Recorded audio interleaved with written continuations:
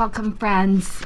I think we're going to be able to finish Ray Bradbury's Dandelion Wine today. I hope that you've enjoyed it. I still have not decided what the next read will be. So if you have any ideas, I'm looking for them in the comments. And maybe your favorite book I would love to read. I've got a few, have you ever read The Help? That's a fantastic book. We can read a self-help book. We can read so many. There's just so many wonderful choices. But let's go ahead and finish this one out. But again, if you have any comments about books that you would like me to read, then let's have them in the comments. All right, let's get started. From noontime to sundown, from midnight to sunrise, one man, one horse, one wagon were known to all 26,349 inhabitants of Greentown, Illinois. In the middle of the day, for no reason, quickly, apparently, children would stop still and say, "Here comes Mr. Jonas. Here comes Ned. Here comes the wagon."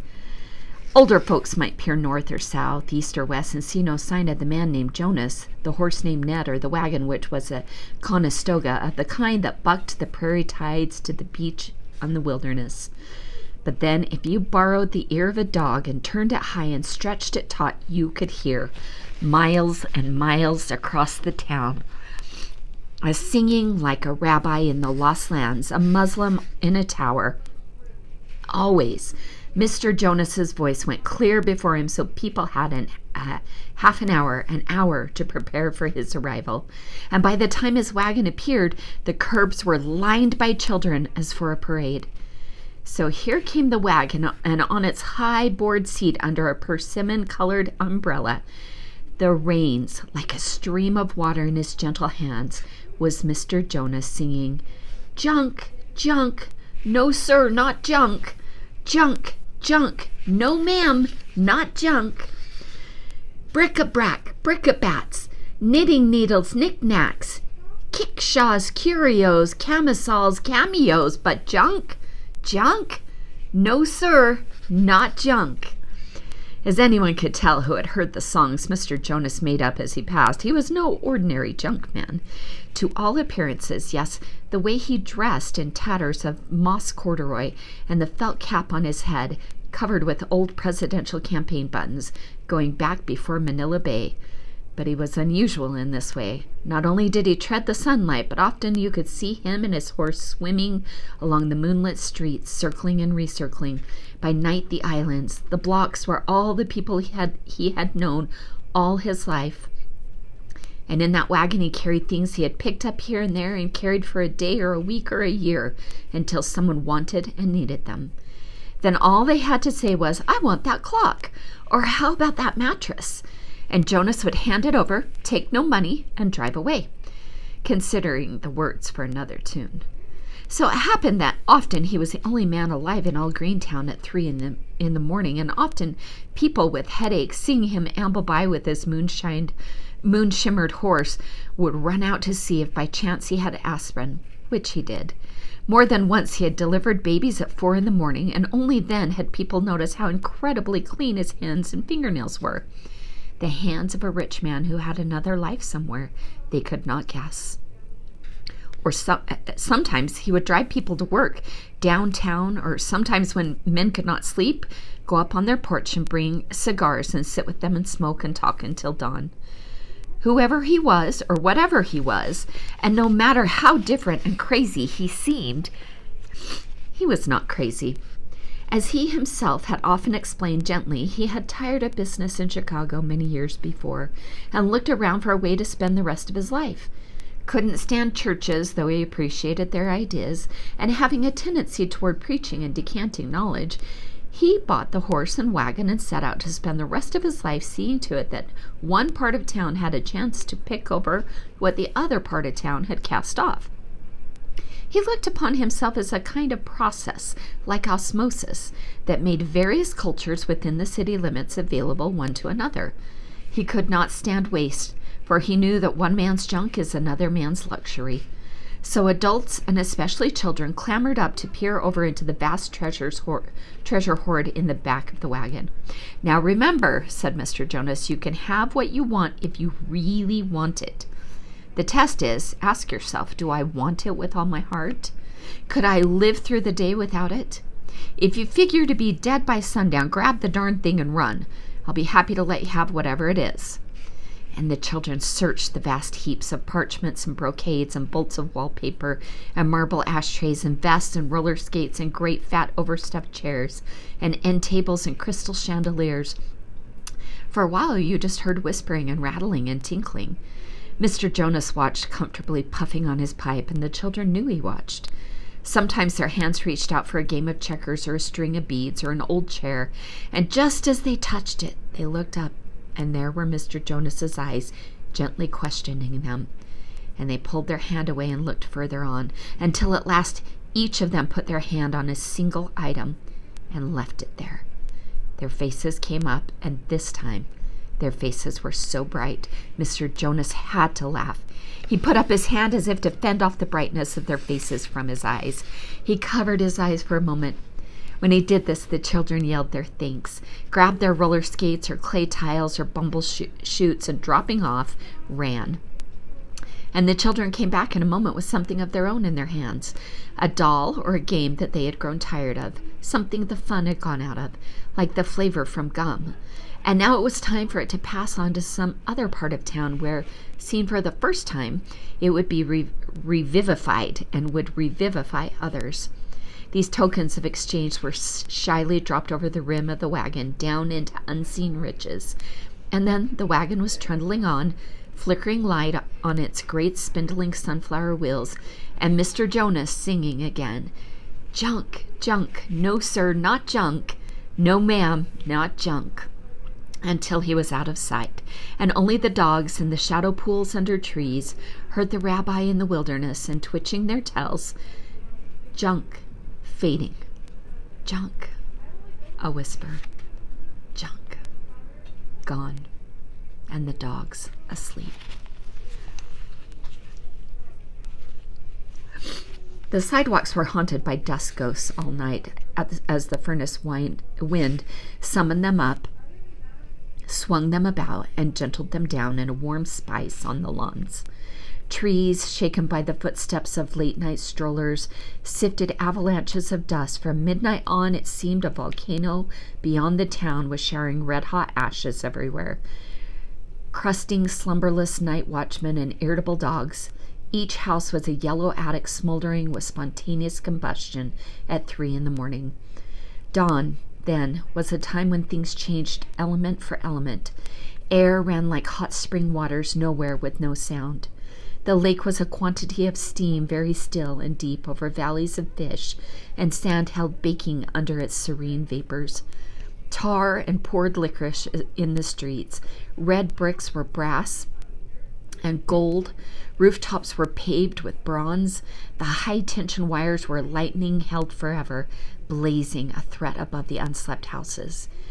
The cicadas sang louder and yet louder. The sun did not rise. It overflowed. In his room, his face a bubbled mass of perspiration, Douglas melted on his bed. "Wow," said Tom, entering. "Come on, Doug. We'll drown in the river all day." Douglas breathed out. Douglas breathed in. Sweat trickled down his neck. "Doug, you awake?" The slightest nod of his head. "You don't feel good, huh? Boy, this house will burn down today." He put his hand on Douglas's brow. It was like touching a blazing stove lid. He pulled his fingers away, startled, and he turned and went downstairs. "Mom," he said, "Doug's really sick." His mother, taking eggs out of the icebox, stopped, let a quick look of concern cross her face, put the eggs back, and followed Tom upstairs. Douglas had not moved so much as a finger. The cicadas were screaming now. At noon, running as if the sun were after him to smash him to the ground, the doctor pulled up on the front porch, gasping, his eyes weary already, and gave his bag to Tom.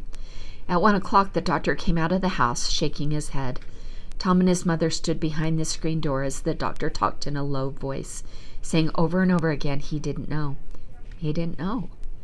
He put his Panama hat on his head, gazed at the sunlight, blistering and shriveling the trees overhead, hesitated like a man plunging into the outer rim of hell, and ran again for his car. The exhaust of the car left a great pall of blue smoke in the pulsing air for 5 minutes after he was gone. Tom took the ice pick in the kitchen and chipped a pound of ice into prisms, which he carried upstairs. Mother was sitting on the bed, and the only sound in the room was Douglas breathing in steam and breathing out fire. They put the ice in handkerchiefs on his face and along his body. They drew the shades and made the room like a cave. They sat there until 2 o'clock, bringing up more ice. Then they touched Douglas's brow again, and it was like a lamp that had burned all night. After touching him, you looked at your fingers to make sure you weren't seared to the bone. Mother opened her mouth to say something, but the cicadas were so loud now they shook dust down from the ceiling. Inside redness, inside blindness, Douglas lay listening to the dim piston of his heart and the muddy ebbs and flow of the blood in his arms and legs. His lips were heavy and would not move.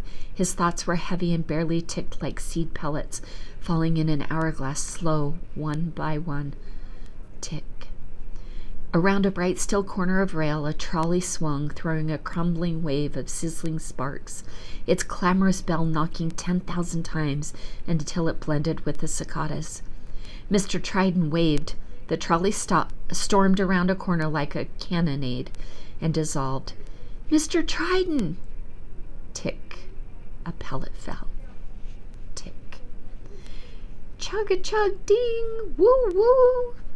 On the rooftop, a boy locomoted, pulling an invisible whistle string, then froze into a statue. "John!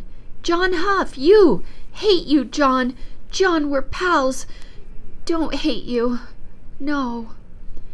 John fell down the elm tree corridor like someone falling down an endless summer well, dwindling away. Tick. John Huff. Tick. Sand pellet dropping. Tick. John. Douglas moved his head flat over, crashing on the white, terribly white pillow. The ladies in the green machine sailed by in a sound of black seal barking, lifting hands as white as doves. They sank into the lawn's deep waters, their gloves still waving to him as the grass closed over. "Miss Fern! Miss Roberta!" Tick. Tick. And quickly, then from a window across the way, Colonel Freely leaned out with the face of a clock, and a buffalo dust sprang up in the street.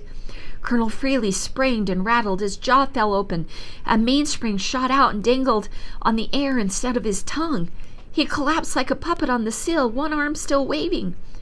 Mr. Hoffman rode by in something that was bright and something like the trolley and the green electric runabout, and it trailed glorious clouds, and it put out your eyes like the sun. "Mr. Hoffman, did you invent it?" he cried.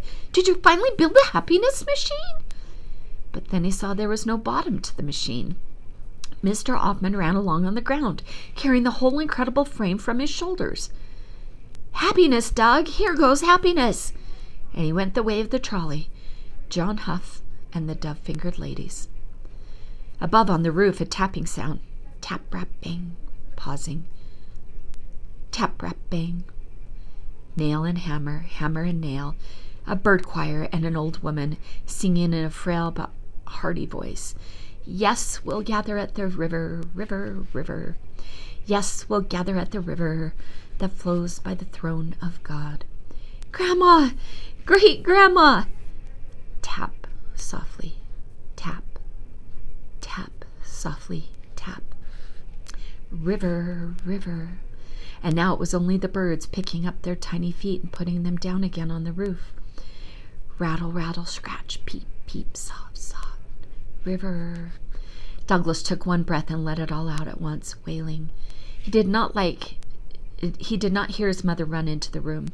A fly, like the burning ash of a cigarette, fell upon his senseless hand, sizzled, and flew away. 4 o'clock in the afternoon, flies dead on the pavement, dogs wet mops in their kennels, shadows herded under trees, downtown stores shut up and locked, the lake shore empty, the lake full of thousands of people up to their necks in the warm but soothing water. 4:15. Along the brick streets of town, the junk wagon moved, and Mr. Jonas singing on it. Tom, driven out of the house by the scorched look on Douglas's face, walked slowly down to the curb as the wagon stopped. "Hi, Mr. Jonas." "Hello, Tom." Tom and Mr. Jonas were alone on the street with all that beautiful junk in the wagon to look at, and neither of them looking at it. Mr. Jonas didn't say anything right away. He lit his pipe and puffed it, nodding his head as if he knew before he asked that something was wrong. "Tom," he said. "It's my brother," said Tom. "It's Doug." Mr. Jonas looked up at the house.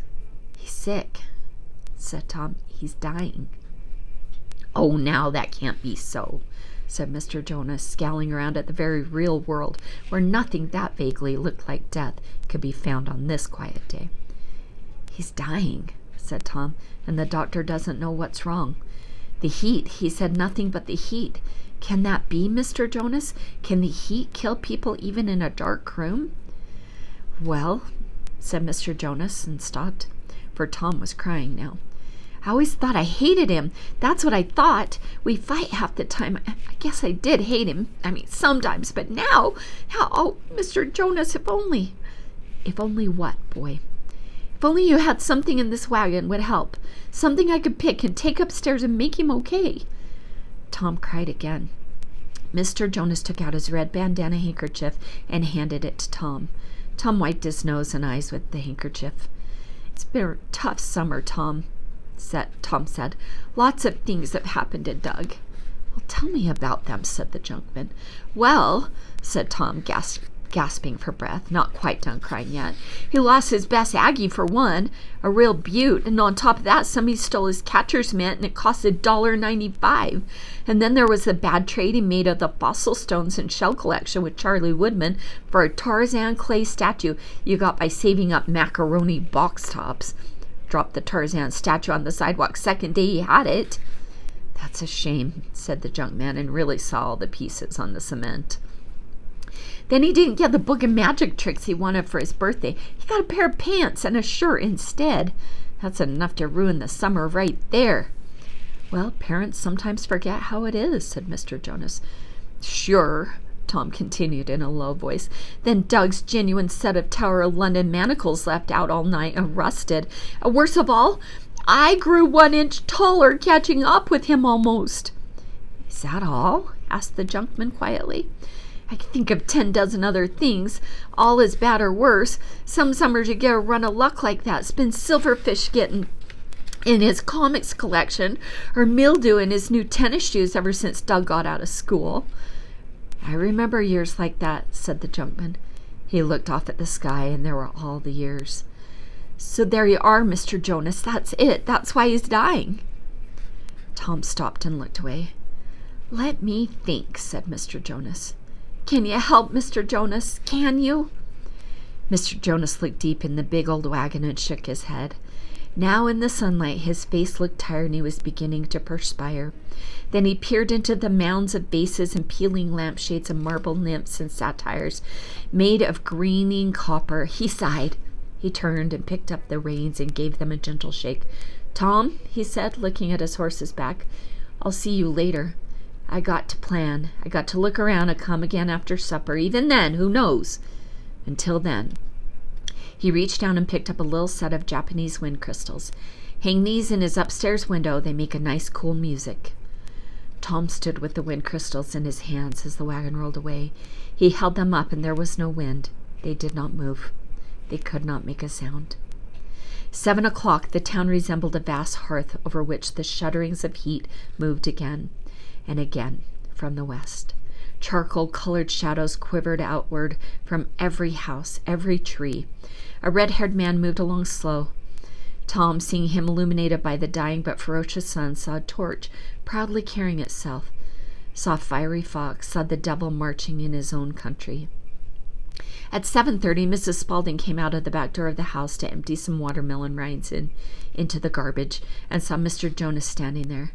"How's the boy?" asked Mr. Jonas.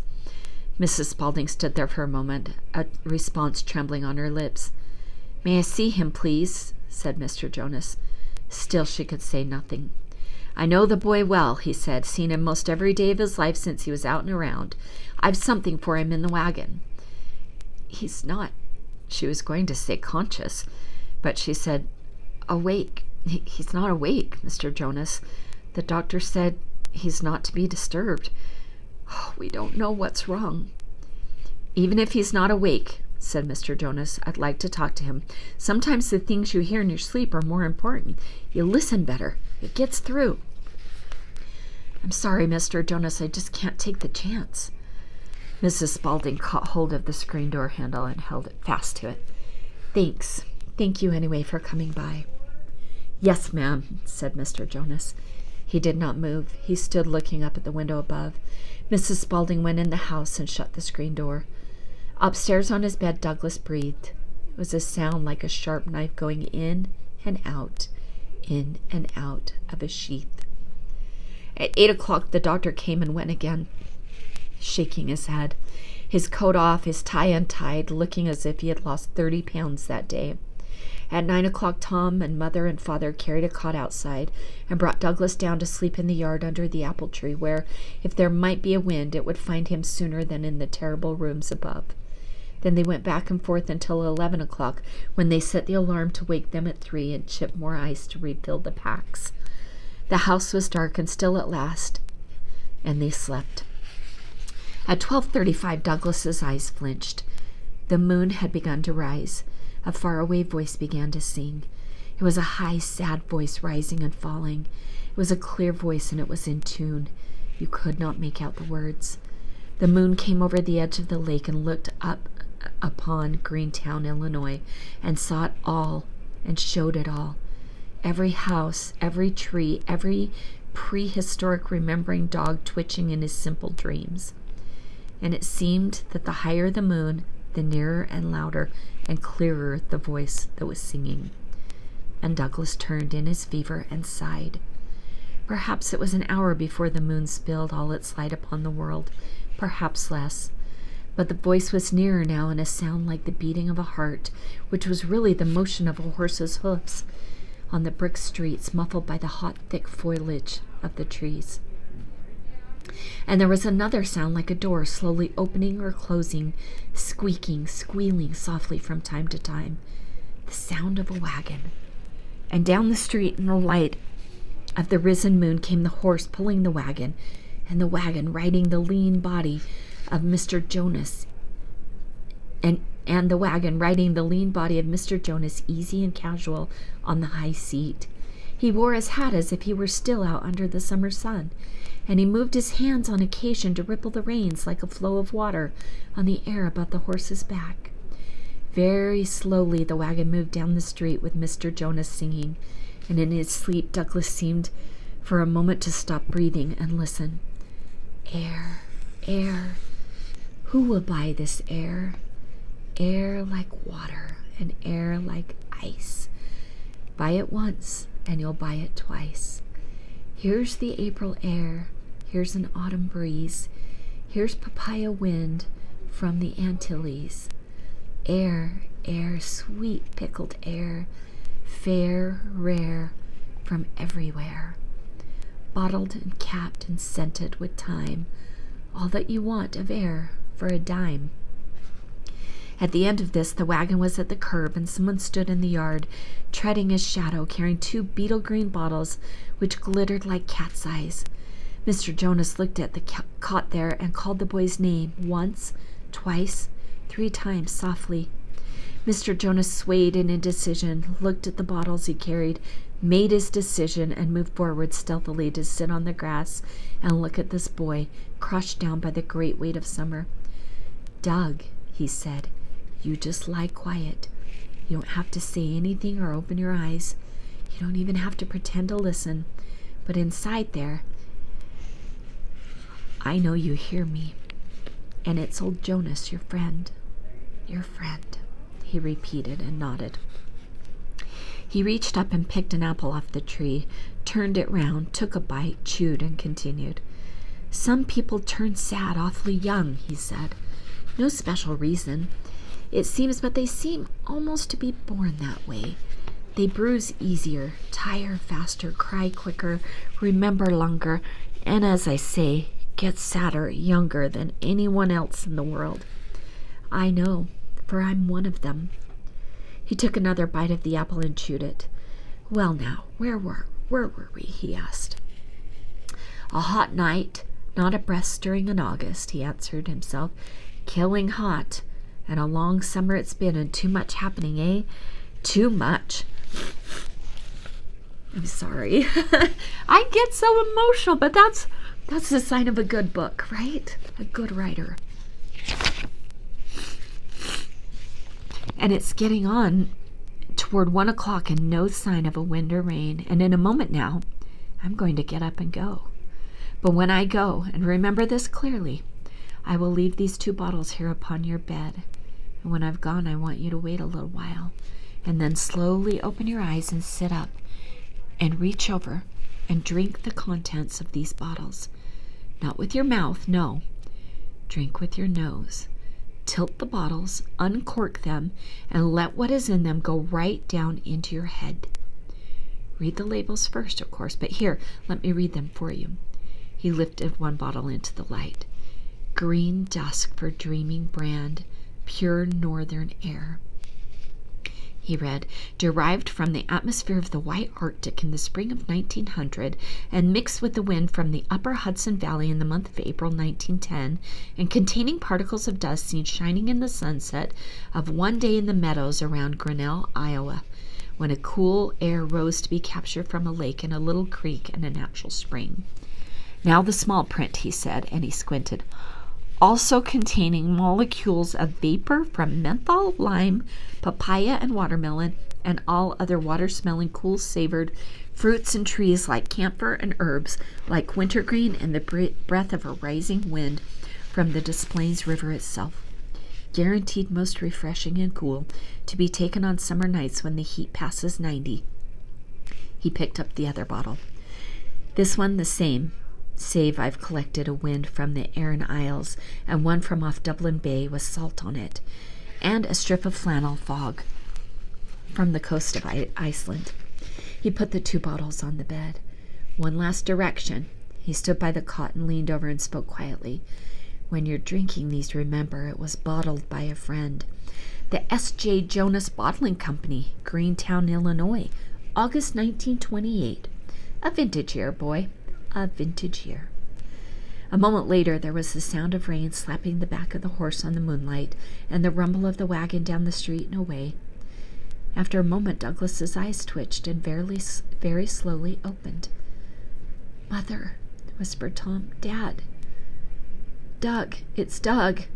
He's going to be well. I just went down to check and come on." Tom ran out of the house. His parents followed. Douglas was asleep as they approached. Tom motioned to his parents, smiling wildly. They bent over the cot. A single exhalation, a pause. A single exhalation, a pause. And the 3 bent there. Douglas's mouth was slightly open, and from his lips and from the thin vents of his nostrils gently there rose a scent of cool night and cool water and cool white snow and cool green moss and cool moonlight on silver pebbles lying at the bottom of a quiet river and cool clear water at the bottom of a small white stone well. It was like holding their heads down for a brief moment to the pulse of an apple-scented fountain, flowing cool up into the air and washing their faces. They could not move for a long time. The next morning was a morning of no caterpillars. The world that had been full to bursting with tiny bundles of black and brown fur trundling on their way to green leaf and tremulous grass blade was suddenly empty. The sound that was no sound, the billions footfalls of the caterpillars stomping through their own universe, died.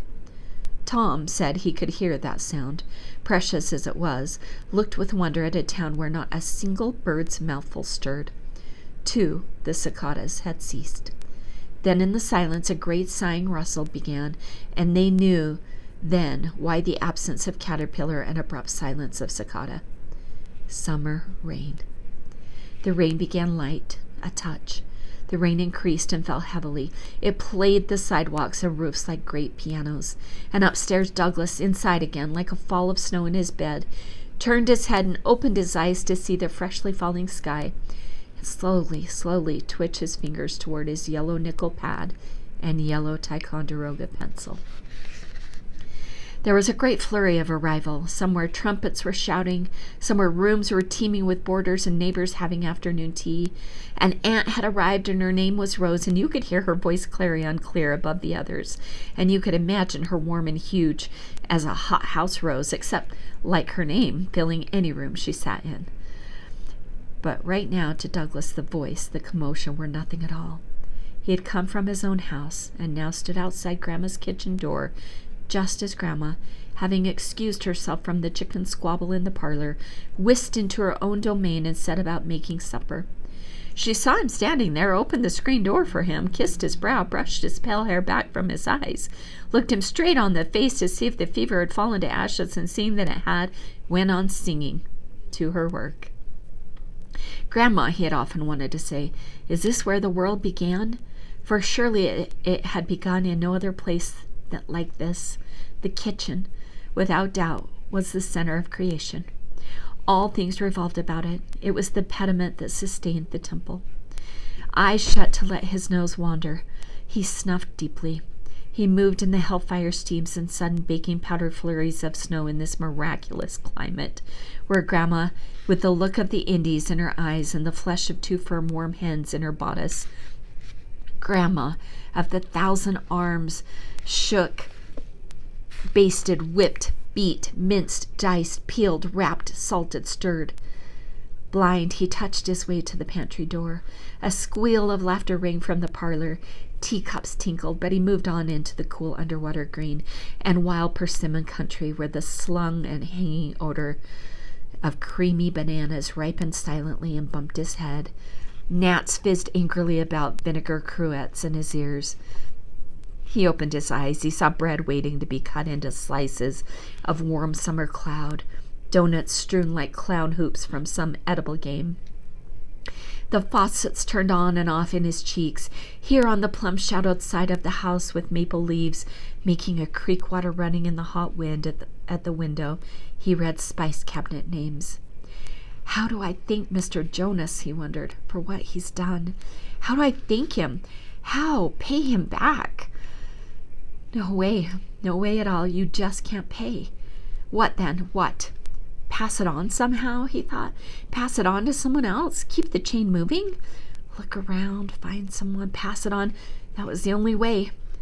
Cayenne, marjoram, cinnamon, the names of lost and fabulous cities through which storms of spice bloomed up and dusted away. He tossed the cloves that had traveled from some dark continent, where once they had spilled on milk marble, jackstones for children with licorice hands.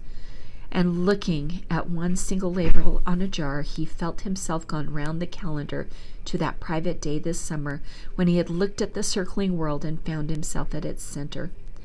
The word on the jar was relish, and he was glad he had decided to live. Relish. What a special name for the minced pickle sweetly crushed in its white-capped jar. The man who had named it, what a man he must have been. Roaring, stamping around, he must have trumped the joys of the world and jammed them in this jar and writ in a big hand, shouting, "Relish!" For its very sound meant rolling in sweet fields with roistering chestnut mares, mouths bearded with grass, plunging your head fathoms deep in trough water so the sea poured cavernously through your head. Relish!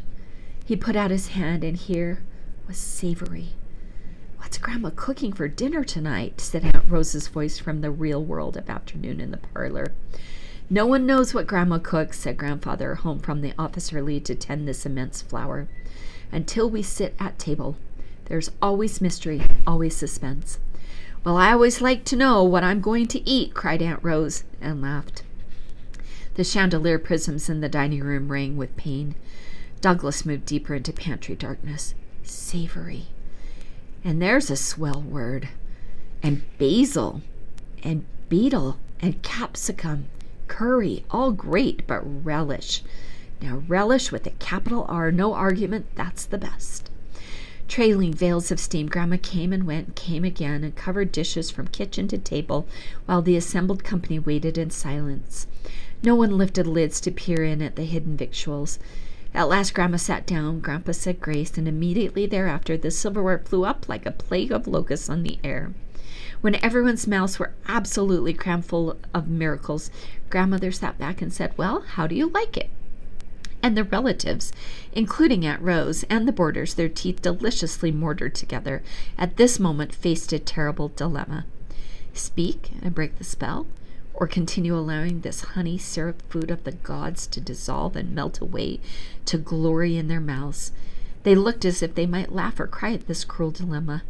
They looked as if they might sit there forever, untouched by fire or earthquake, a shooting in the street, a massacre of innocents in the yard, overwhelmed with effluviums and promises of immortality. All villains were innocent in this moment of tender herbs, sweet celeries, luscious roots. The eye sped over a snowfield where lay fricassees, salmagundis, gumbos, freshly invented succotashes, chowders, ragouts. The only sound was a primeval bubbling from the kitchen and the clock-like chiming of fork on plate, announcing the seconds instead of the hours. And then Aunt Rose gathered her indomitable pinkness and health and strength into herself with one deep breath and fork poised on air, looking at the mystery there impelled, spoke in much too loud a voice. "Oh, it's beautiful food, all right, but what is this thing we're eating?" The lemonade stopped tinkling in the frosty glasses. The forks ceased flashing on the air and came to rest on the table. Douglas gave Aunt Rose that look which a shot deer gives the hunter before it falls dead. Wounded surprise appeared in each face down the line. The food was self-explanatory, wasn't it? It was its own philosophy. It asked and answered its own questions. Wasn't it enough that your blood and your body asked no more than this moment of ritual and rare incense? "I really don't believe," said Aunt Rose, "that anyone heard my question." At last Grandma let her lips open a trifle to allow the answer out. "I call this our Thursday special. We have it regularly." This was a lie. In all the years, not one single dish resembled another. Was this one from the deep green sea? Had that one been shot from blue summer air? Was it a swimming food or a flying food? Had it pumped blood or chlorophyll? Had it walked or leaned after the sun? No one knew. No one asked. No one cared. The most people did was stand in the kitchen door and peer at the baking powder explosions, enjoy the clangs and rattles and bangs like a factory gone wild, where Grandma stared half blindly about, letting her fingers find their way among canisters and bowls. Was she conscious of her talent?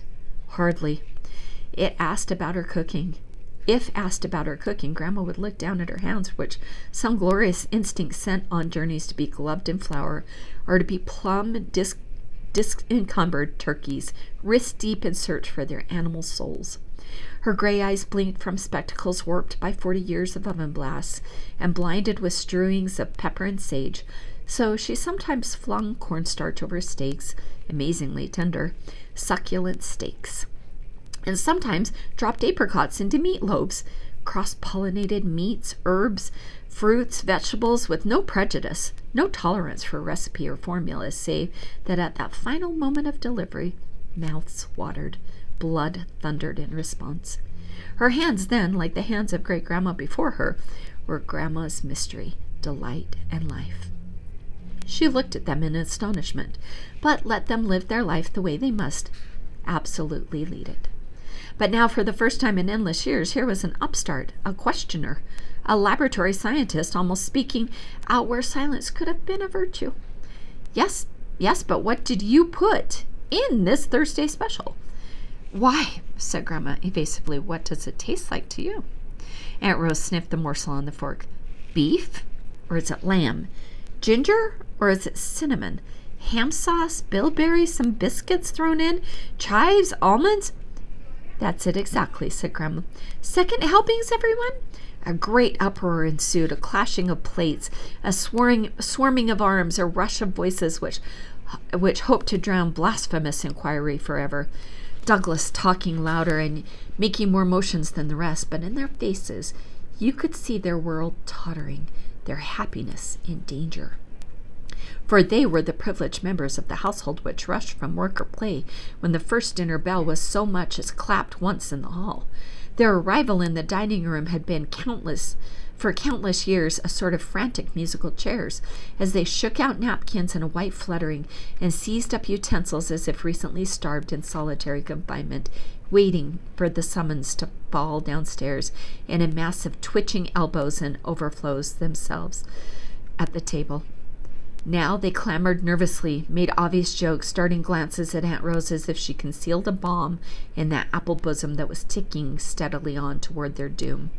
Aunt Rose, sensing that silence was indeed a blessing, devoted herself to 3 helpings of whatever it was on the plate and went upstairs to unlace her corset. "Grandma," said Aunt Rose down again, "oh, what a kitchen you keep. It's really a mess now, you must admit. Bottles and dishes and boxes all over. The label's off most everything, so how do you tell what you're using? I'd feel guilty if you didn't let me help you set things to right while I'm visiting here. Let me roll up my sleeves." "No, thank you very much," said Grandma. Douglas heard them through the library walls, and his heart thumped. "It's like a Turkish bath in here," said Aunt Rose. "Let's have some windows open. Roll up those shades so we can see what we're doing." "Light hurts my eyes," said Grandma. I got the broom. I'll wash the dishes and stack them away neat. I've got to help. Now don't say a word. Go sit down." "Why, Grandma, think how to help your cooking. You're a wonderful cook, it's true, but if you're this good in all this chaos, pure chaos, why, think how fine you'd be once things were put where you could lay hands on them." "Well, I never thought of that," said Grandma. "Think on it then. Say, for instance, modern kitchen methods helped you improve your cooking just 10 or 15%. Your menfolk are already pure animal at the table. This time next week they'll be dying like flies from overeating. Food's so pretty and fine they won't be able to stop the knife and fork." "You really think so?" said Grandma, beginning to be interested. "Grandma, don't give in," whispered Douglas to the library wall. But to his horror, he heard them sweeping and dusting, throwing out half-empty sacks, pasting new labels on cans, putting dishes and pots and pans in drawers that had stood empty for years. Even the knives, which had lain like a catch of silvery fish on the kitchen tables, were dumped into boxes. Grandfather had been listening behind Douglas for a full 5 minutes. Somewhat uneasily, he scratched his chin. "Now that I think of it, that kitchen's been a mess right on down the line. Things need a little arrangement, no doubt. And if what Aunt Rose claims is true, Doug boy, it'll be a rare experience at supper tomorrow night." "Yes, sir," said Douglas, "a rare experience." "What's that?" asked Grandma.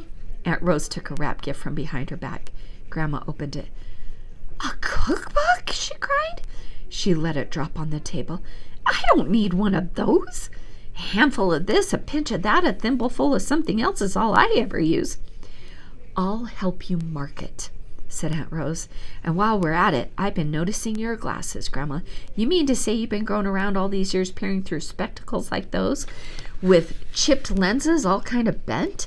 How do you see your way around without falling flat in the fat flour bin? We're taking you right down for new glasses." And off they marched, Grandma bewildered on Rose's elbow into the summer afternoon.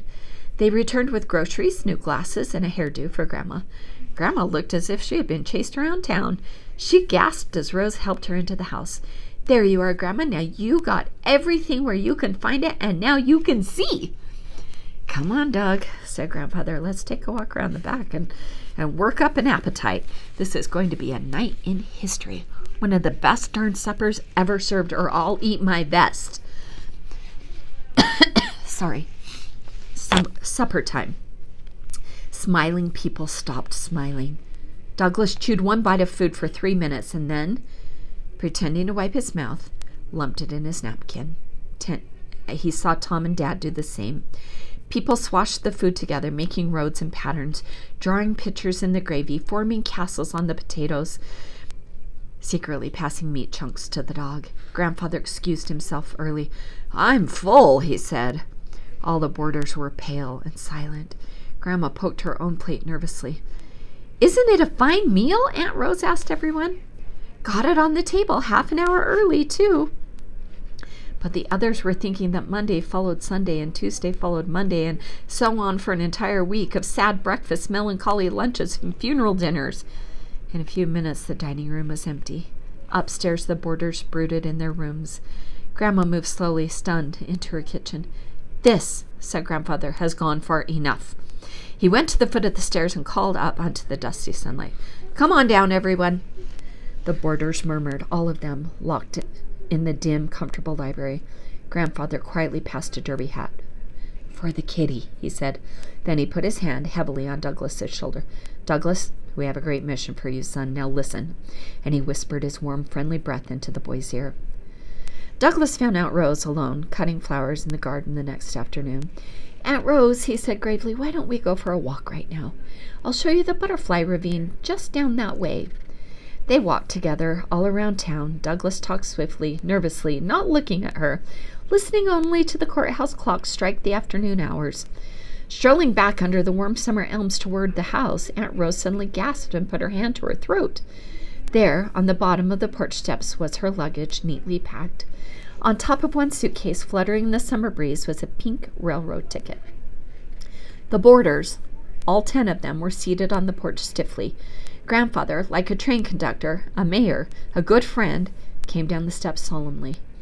"Rose," he said to her, taking her hand and shaking it up and down, "I have something to say to you." "What is it?" said Aunt Rose. "Aunt Rose," he said, "goodbye." They heard the train chant away into the late afternoon hours. The porch was empty, the luggage gone, Aunt Rose's room unoccupied. Grandfather in the library groped behind E.A. Poe for a small medicine bottle, smiling. Grandma came home from a solitary shopping expedition into town. "Where's Aunt Rose?" "We said goodbye to her at the station," said Grandfather. "We all wept. She hated to go, but she sent her best love to you and said she'd return again in 12 years.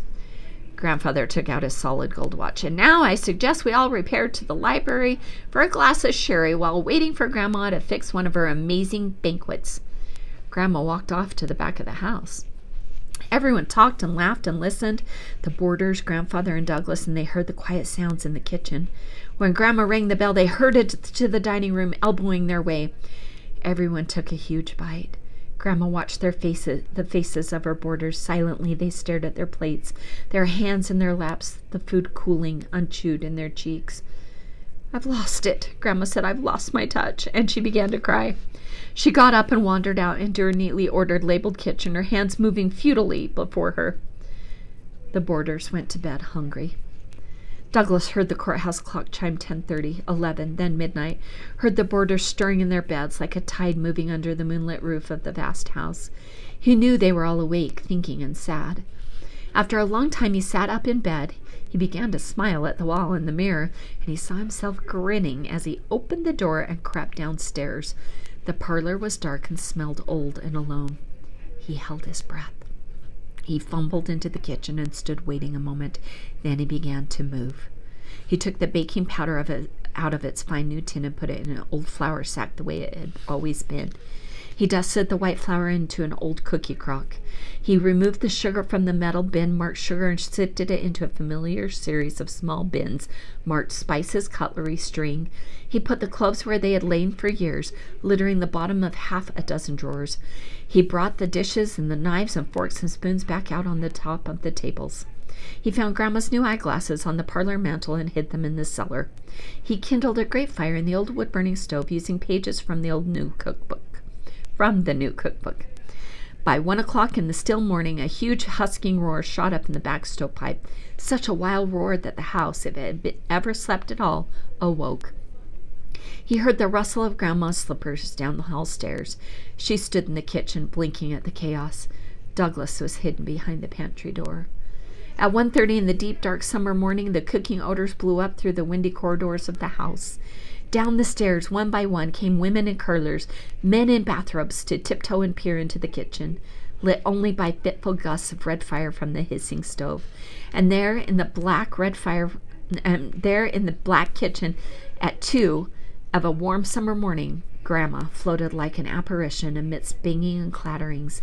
Half blind once more, her fingers groping instinctively in the dimness, shaking out spice clouds over bubbling pots and simmering kettles, her face in the firelight red, magical and enchanted, as she seized and stirred and poured the sublime foods. Quiet, quiet. The boarders laid the best linens in gleaming silver and lit candles rather than switch on electric lights and snap the spell. Grandfather, arriving home from a late evening's work at the printing office, was startled to hear grace being said in the candlelit dining room.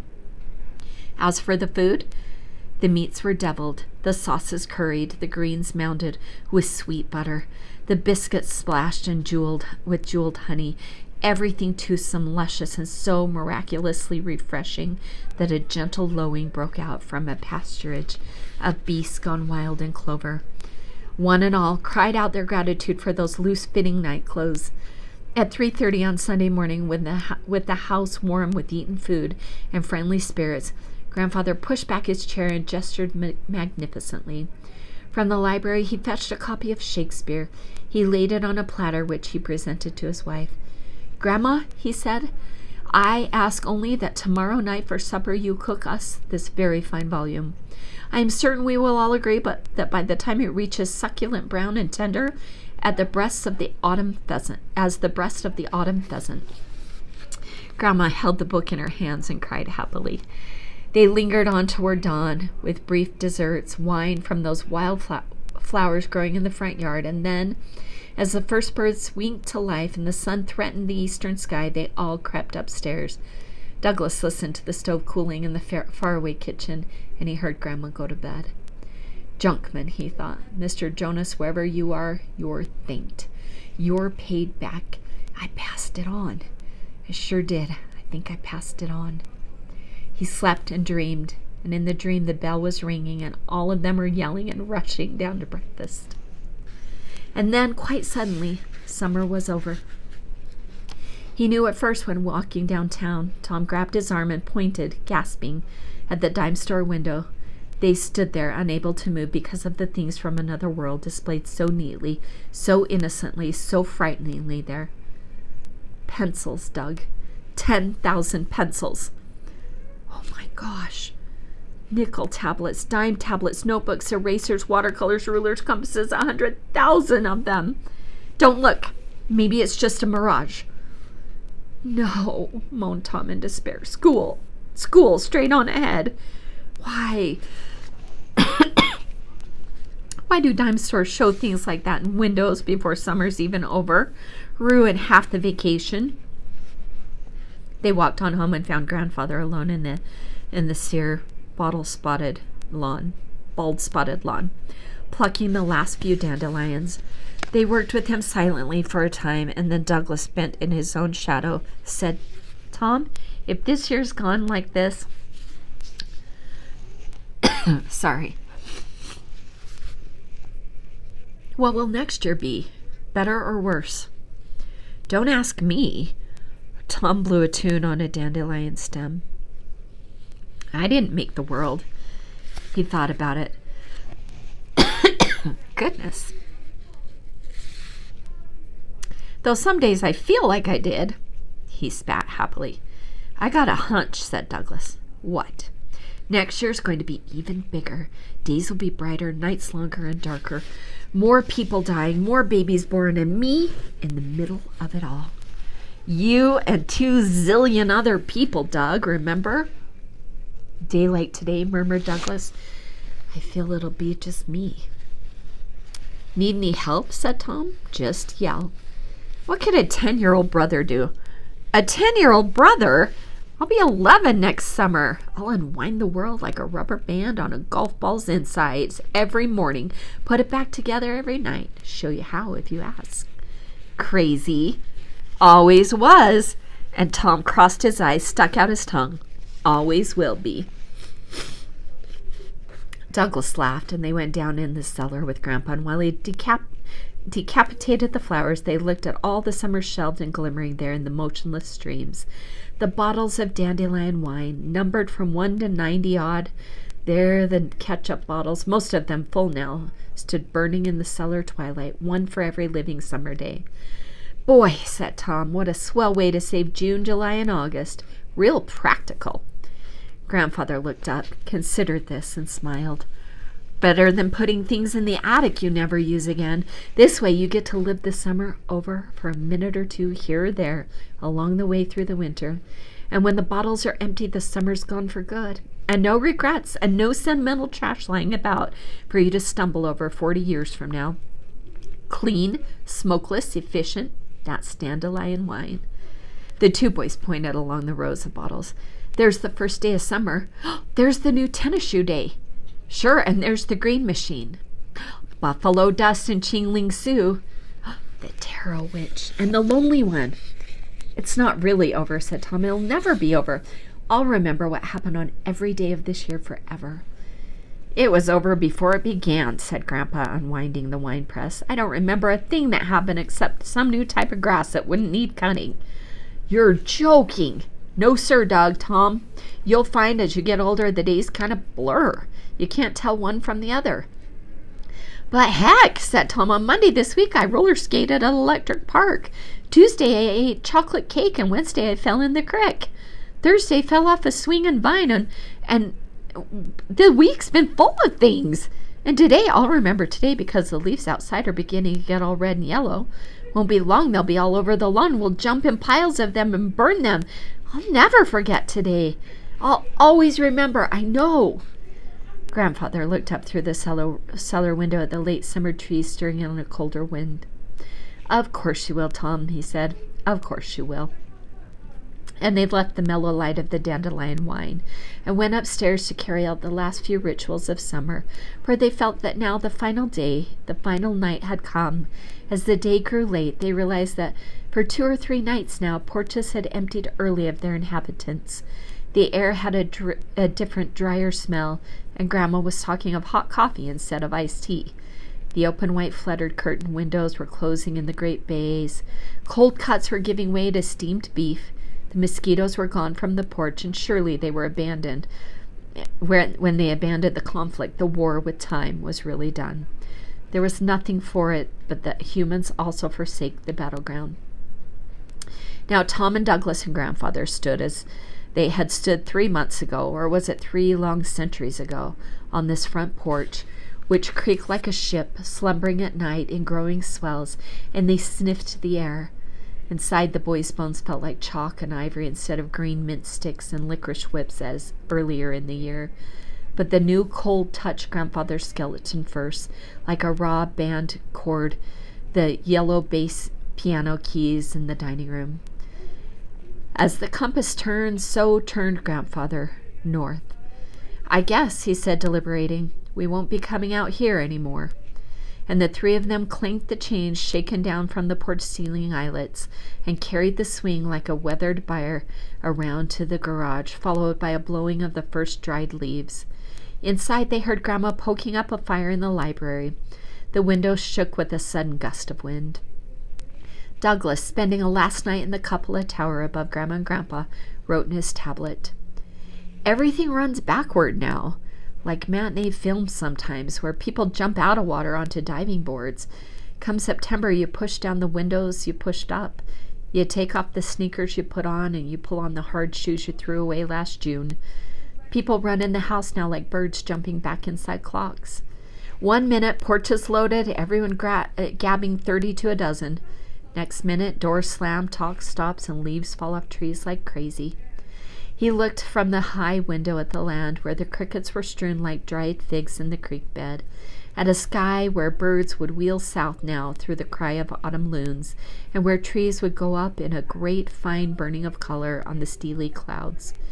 Way out in the country tonight, he could smell the pumpkins ripening toward the knife and the triangle eye and the singeing candle. Here in the town, the first few scarves of smoke unwound from chimneys, and the faint faraway quaking of iron was the rush of black, hard rivers of coal-down chutes, building high, dark mounds in cellar bins. But it was late, and getting later. Douglas, in the high cupola above the town, moved his hand. Everyone, close off. He waited. The wind blew, icing the window pane. Brush teeth. He waited again. Now, he said at last. Out with the lights. He blinked, and the town winked out its lights, sleepily here, there, as the courthouse clock struck 10, 10:30, 11, and drowsy midnight. The last one now. There. He lay in his bed, and the town slept around him, and the ravine was dark, and the lake was moving quietly on its shores, and everyone, his family, his friends, the old people and the young, slept on one street or another, in one house or another, or slept in the far country churchyards. He shut his eyes. June dawns, July noons, August evenings, over-finished, done, and gone forever, with only the sense of it all left here in his head. Now a whole autumn, a white winter, a cool and greening spring to figure sums and totals of summer past. And if he should forget that Dandelion Wine stood in the cellar, numbered huge for each and every day, he could go there often, stare straight into the sun until he could stare no more, then close his eyes and consider the burned spots, the fleeting scars left dancing on his warm eyelids, arranging, rearranging each fire and reflection until the pattern was clear. So thinking, he slept, and sleeping put an end to summer 1928. Oh my goodness. I love that book. I hope you enjoyed Ray Bradbury's Dandelion Wine. It is the perfect summer read, and how great that as I'm recording this, it is September 3rd. Thank you for joining me. I'll be excited to introduce our next read. Looking for your suggestions. Hope you have a wonderful day.